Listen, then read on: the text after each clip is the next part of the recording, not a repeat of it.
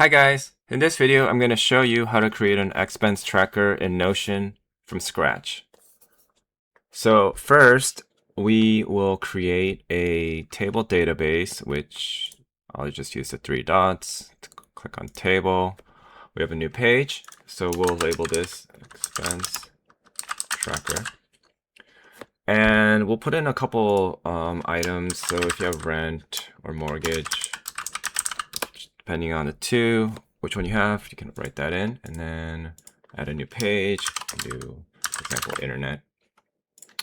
And then we need to add in how much it costs. So you do that by choosing the property number here.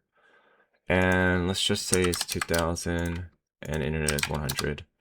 Now you want to go back and click on number and edit property so that the number format is whatever your currency you have, but I'll do US dollar here.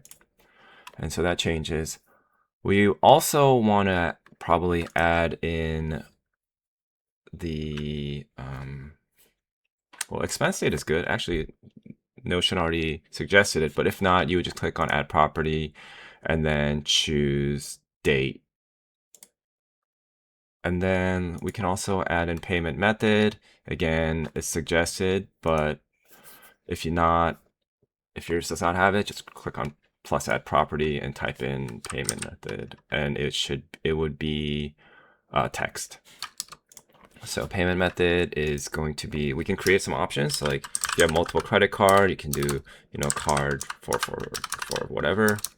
Or you can do card straight from bank account.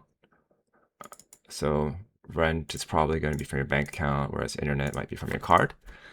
The expense date, we'll put today's date.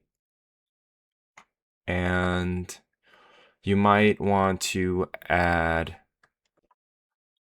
if it's a subscription. So I would say subscription, or actually, let's call it a billing frequency. So here you can do one time or monthly would probably be the most common ones. You might add in annual or quarterly, depending on what you want to do. But this one's going to be monthly. This one's also going to be monthly.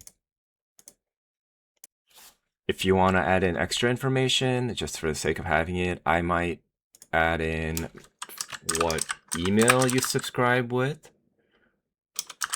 especially if you're using a subscription service, a software.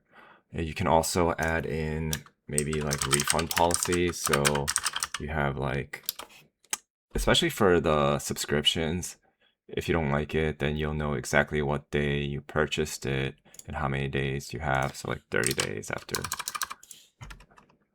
the charge.